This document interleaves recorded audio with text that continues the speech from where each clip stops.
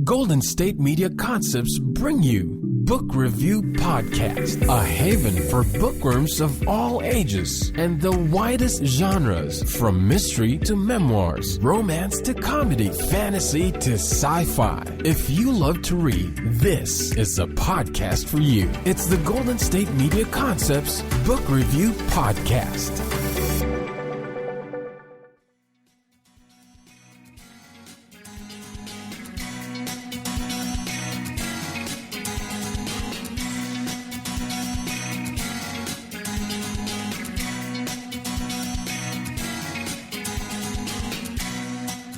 Hello and welcome to the GSMC Book Review Podcast, brought to you by the GSMC Podcast Network. I am your host, Sarah, and we are right smack in the middle of December. It's December 14th. So how is your Christmas shopping going if you're doing holiday shopping of any kind?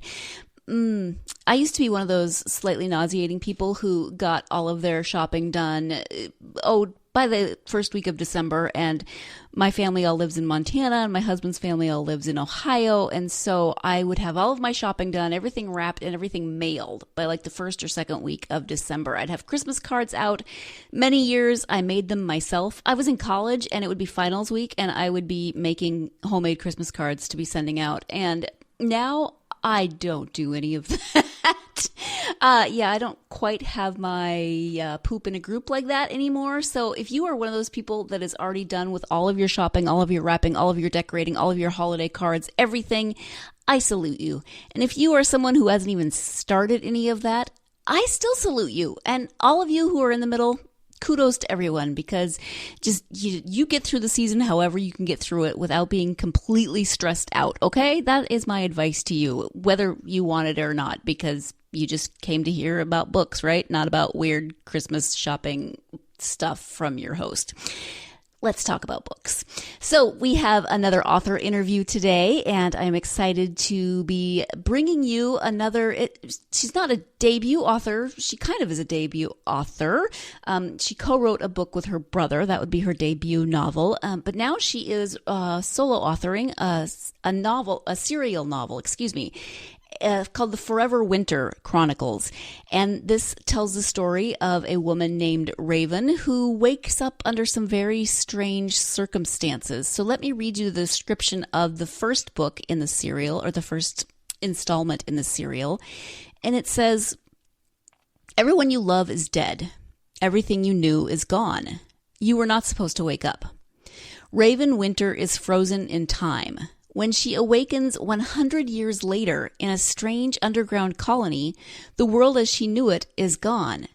Nuclear war, famine, and a sterility plague have devastated the earth. The land beyond the walls is a wasteland. She was dead. You saved her life. Now you must kill her again. Matthew is a scientist searching for the answers which will save the human race from certain extinction. Hoping Raven might prove the answer he has been looking for, Matthew revives her from the state of hibernation. Amazed she is alive, Matthew becomes enchanted with the captivating Raven. But the colony leaders want just one thing from the woman from the ice: to study her body and harvest her fertile eggs. Will you risk it? Will you sacrifice humanity's last hope in order to escape? The end of the world is only the beginning.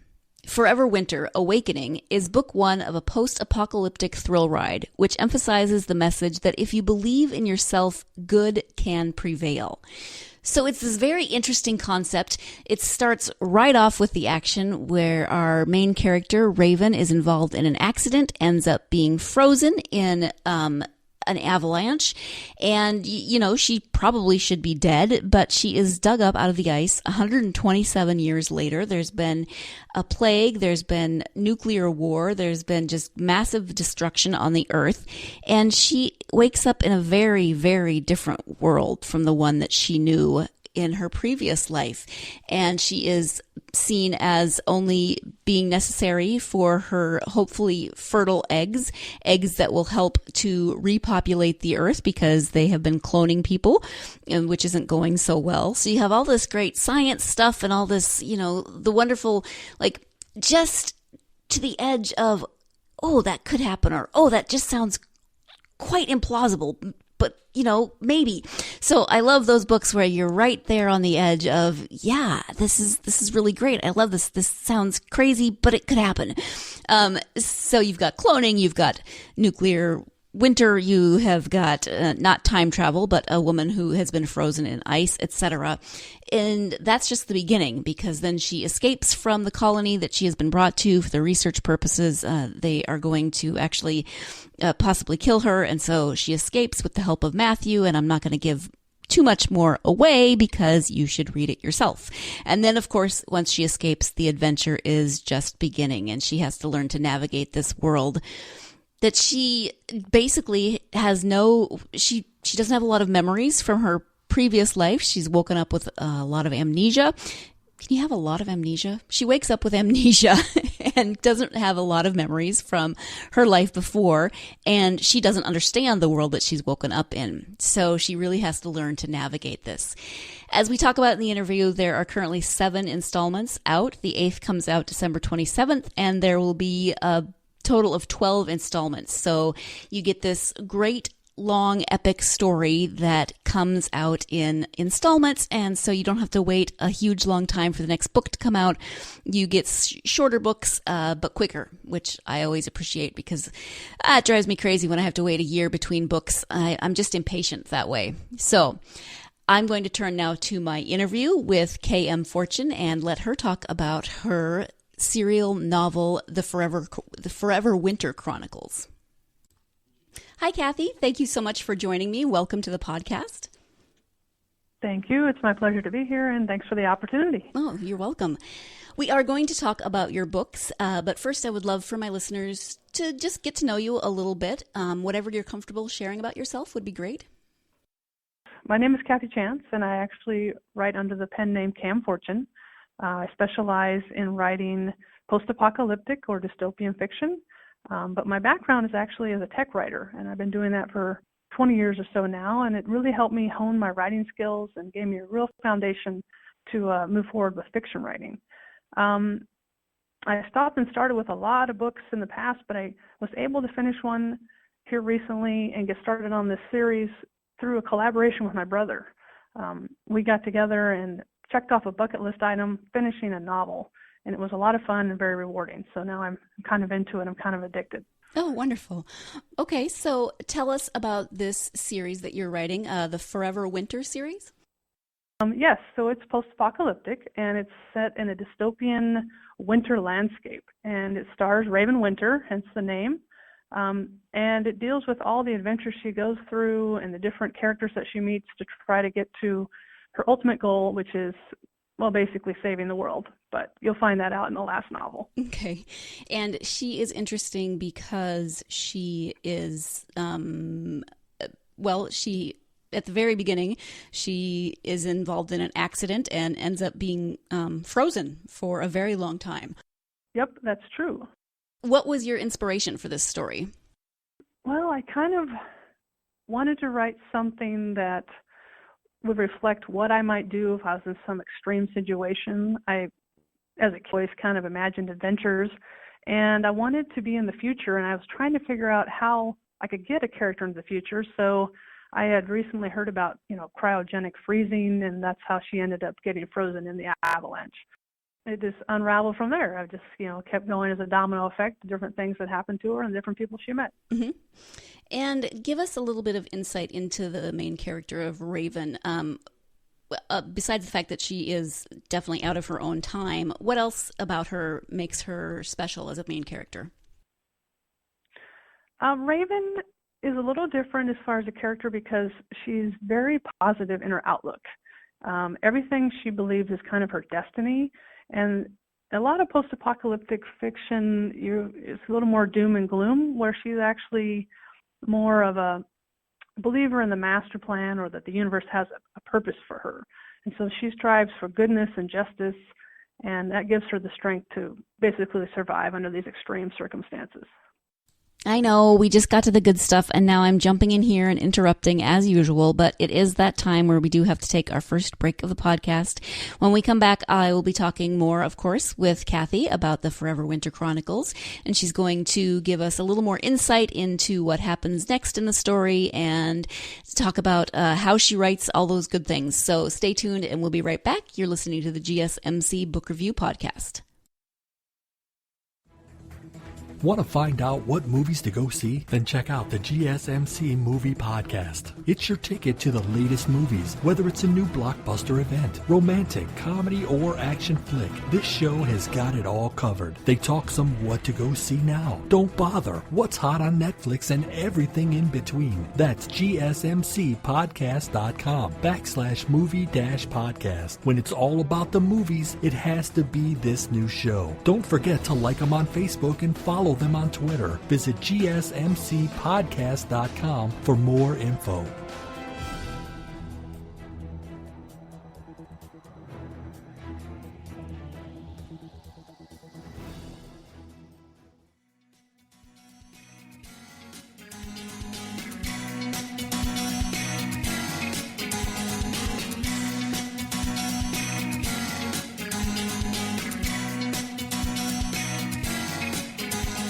All right. Thank you for hanging in there during the commercials, and welcome back to the GSMC Book Review Podcast, where today I'm speaking with K.M. Fortune about her serial novel, The Forever Winter Chronicles. And so let's get back to hearing more about Raven's story and what's happening to her and what might happen to her in the future.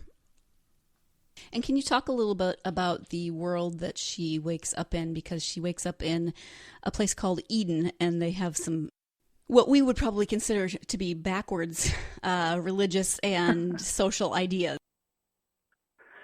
True, that's true. I don't want to give too much away, but yeah, she wakes up in a colony that was built from an underground government laboratory. So as the world ended, and I'm not giving much away, but while she was frozen or asleep in a coma, the world kind of fell apart, and there was nuclear war and caused by different elements. And when she wakes up, it's a barren landscape, basically. It is winter time, and she has to survive without knowledge of where she even is. She's lost a lot of her memory because of the accident, and so yeah, she has to get through not having much to eat or much to drink or knowing anyone, and she has to escape from the colony right off the bat because, like you said, they're kind of backwards in how they feel about women. So yeah, she has a lot of obstacles. I really make it hard for her. Yes, you do. Are there any autobiographical characters in any of the story? I mean, elements in any of the story or the characters?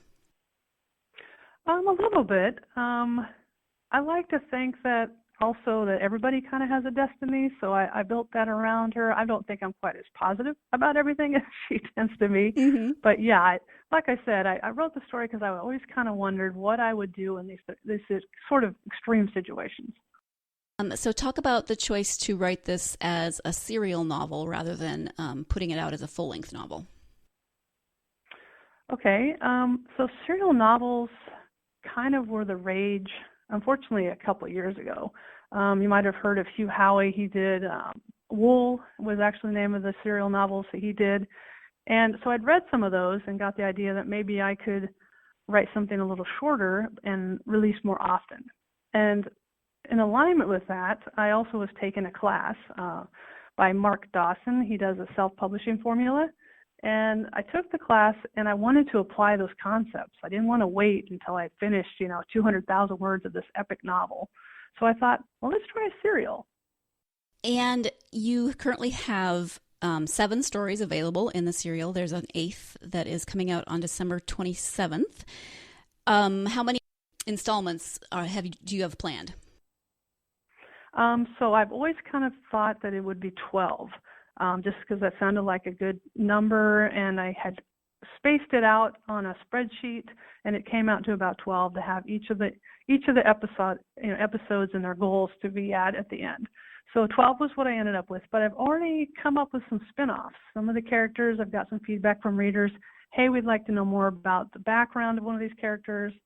For example, Willow, she's one of the strong female characters that comes out in books 3 and 4. can see some prequels in our future, Oh, definitely. okay. So 12 in the main set, but definitely some additional ones. Oh, interesting. Yeah, that'll be fun to find out some more of the background and some more of the things that happen in the time between, Raven's first life and then her life when she wakes up. Did you do a lot of research for this series? A little bit. I did some research around, originally I thought maybe nuclear winter, but then I researched it and found nuclear winter won't last as long as some people might fear. It's supposed to be relatively short. So I had it set in a place where winter is pretty extreme anyway, which the high desert of Nevada can be very cold and definitely very desolate. So I researched that area and actually lived in that area for a while. So I knew that would be a good landscape. I did a little research around cloning and also human-animal gene splicing and things because I have some odd characters that come up later in the novels. But pretty much it's mostly just made up. Okay. What, if anything, can you tell us about the upcoming story? Can you tease anything? Sure.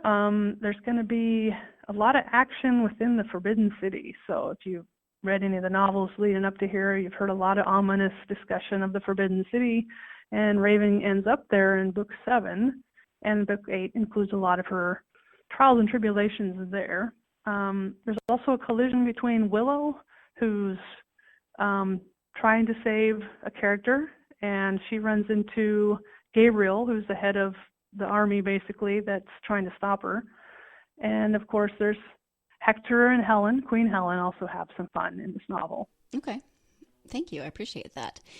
So you said that this was something that was on your bucket list and that you've been doing technical writing for 20 years. So this decision to write came a little later in life. You haven't done writing before this of fiction? Well, that's right. So that's not entirely true. I'm one of those authors that gets gung-ho for about 10,000 words on an idea and then kind of loses momentum. So I have written fiction for a while, and I have completed a couple short stories which have been published in different places. But for the most part, a full-length novel was always out of my reach. And it is always something I wanted to do. It's just I didn't have the motivation or the training to do it. Mm-hmm. Okay, so this was the perfect opportunity then to write these smaller installments that... Right. Perfect. Yep. Great. So this, since you do have a full-time job outside of writing, how do you balance that? Do you have a certain schedule for your writing? Do you have a favorite place to write? Yeah, because I work full-time, plus, I get up early, and I do a lot of writing from like 4 a.m. until I have to get ready to go to work at, 6:30. So I get a couple hours in.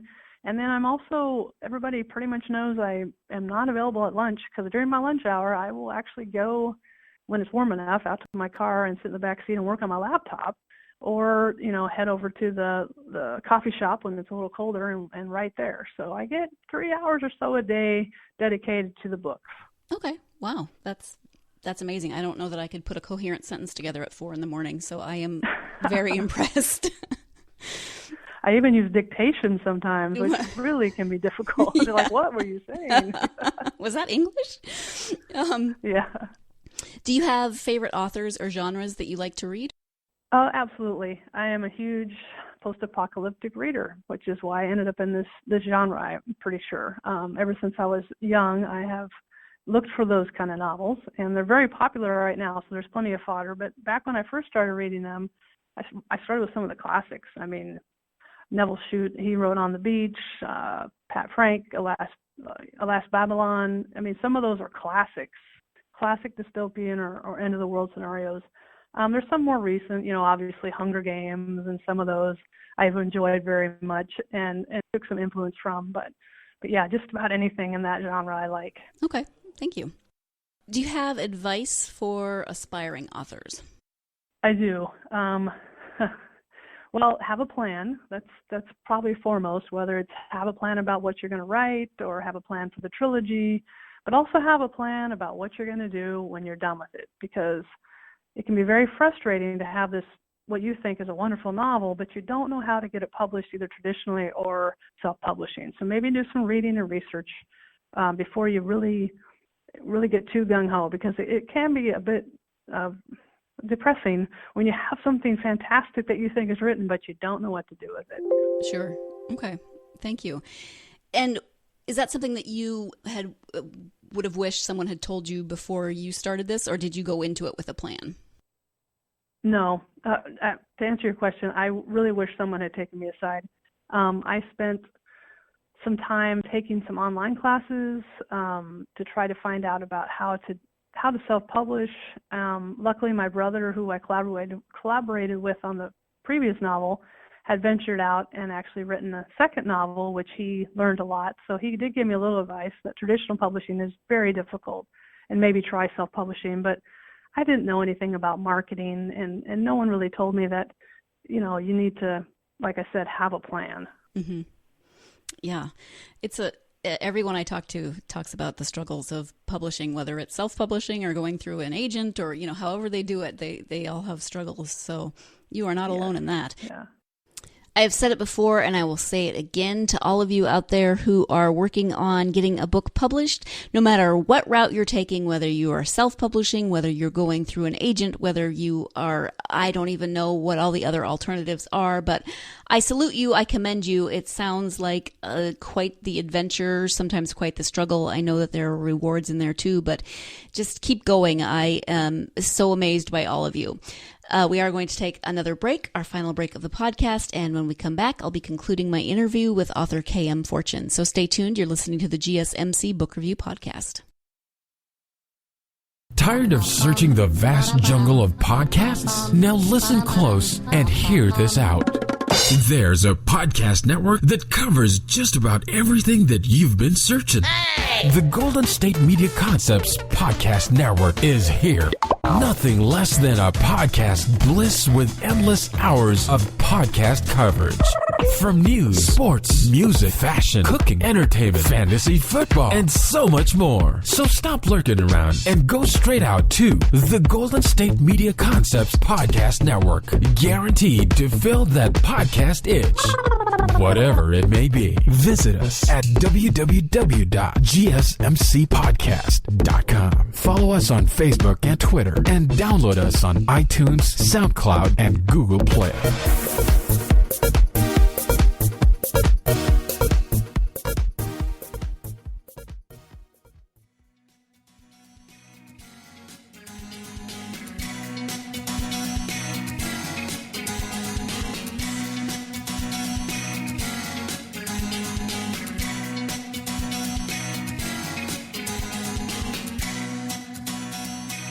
Welcome back to the GSMC Book Review Podcast, and here is the conclusion to my interview with author K.M. Fortune. Where can people find your books? Right now I'm exclusively on Amazon. I go through what they call Kindle Select, which allows me to put it on Kindle Unlimited. So those people that have a subscription to that can read them for free. Mm-hmm. It also helps. They help out a little bit with advertising when you go that route. So even though it's exclusive, and I don't have it available to people on maybe Kobo or Nook, which is unfortunate. Right now, as a new author, it's really the best package for me. Okay. And then where can people find you on social media, or do you have a website?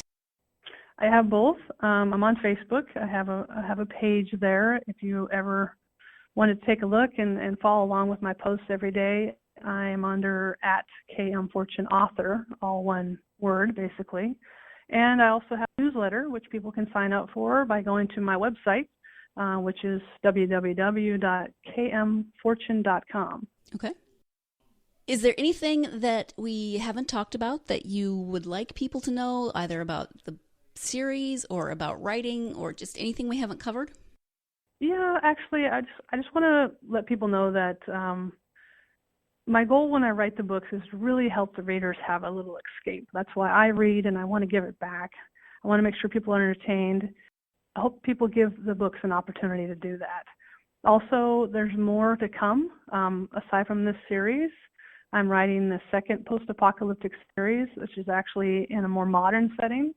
And I think it's going to be unique compared to the hundreds of others that are out there, because I'm writing it in the first person. Okay. It's more of a personal account. Yeah. So So I think that'll be a nice switch. Okay. Do you have a timeline on that for when it might be available? Yeah, that first book will be available at the end of February. Oh, so okay. It won't stop me from keeping my deadlines for my current series. That's come up a few times in my newsletters when I mention it. People write back and say, you're not going to stop Raven's adventure. Right. So no, that's not going to happen. It'll still be in a parallel. Okay. And what is the new series? What is it called? That's a really good question. Okay. I don't have a name for it To be yet, announced. That's good to know. But But you to have be announced, and yeah, you have an author page on Amazon, so I assume that people can find it there when it's available. Absolutely, yes. Yeah. Okay. Yes, it'll be available on my author page, and if you follow me on that page, you'll get an email about it, or if you go to the newsletter, you'll hear about the whole journey as I get it ready to go. Perfect. Well, thank you. I'm looking forward to finding out how Raven's adventure concludes, and I'm also intrigued by your new series. So, thank you so much for taking the time out of your day to talk to me. I really, really appreciate it. Sure, Sarah. Thank you very much for having me. Oh, you're welcome. And once again, I want to thank my guest, K.M. Fortune. I especially want to thank Kathy because she took time out of her workday. She actually spoke to me on her lunch hour on Monday for this interview. And as she said in the interview, she tends to take that hour to write. So not only did she take time out of her day, but she took time out of her writing schedule to talk to me. So Kathy, thank you so much for doing that. I really enjoyed speaking with you, and I hope you'll come again on the podcast. Maybe we can talk about your new series. So thank you once again to Kathy, to K.M. Fortune, author of the Forever Winter Chronicles. As I mentioned before, there are currently 7 of those installments out, with the 8th one coming out on December 27th. So if you're looking for something new to read, if you're still working on those Christmas lists and getting shopping done, this might be an option for someone in your life who likes post-apocalyptic or dystopian novels, especially ones with really strong female characters. I highly recommend this one, so you should check it out. As Kathy said, you can find those books on Amazon if you are interested. So thank you, as always, for joining me for another interview. I hope you'll join me again next week. I've got another 2 interviews scheduled. The first one will be on Tuesday, and I'll be interviewing author Angela Breidenbach, who turns out is a good friend of mine from Montana, and we will be discussing her historical romance, which is set in Helena, Montana. That's the capital, in the 1800s. So I'm excited to talk to Angela and hear about what's going on with her. Talk about her book, talk about her podcast, talk about everything that's been going on in her life. Maybe we'll talk about her grandbabies. I don't know. So join me next week when I speak with Angela. Thank you again for joining me today as I spoke with author K.M. Fortune. In the meantime, as always, you can find all of our podcasts at www.gsmcpodcast.com. You can download those podcasts on iTunes, SoundCloud, Spreaker, Stitcher, any app that you use for your mobile device, and you can follow us on social media. Would love to hear from you. You can find us on Instagram, Facebook, Twitter, and Tumblr. You can also check out the blog at www.gsmcbookreview.blogspot.com. One of these days I'm going to be able to say that straight through without having to pause and think about it. Thank you so much for joining me. Please join me again next week. In the meantime, go get yourself lost in a good book. You've been listening to the Golden State Media Concepts Book Review Podcast, part of the Golden State Media Concepts Podcast Network. You can find this show and others like it at www.gsmcpodcast.com. Download our podcast on iTunes, Stitcher, SoundCloud, and Google Play. Just type in GSMC to find all the shows from the Golden State Media Concepts Podcast Network, from movies to music, from sports to entertainment, and even weird news. You can also follow us on Twitter and on Facebook. Thank you, and we hope you have enjoyed today's program.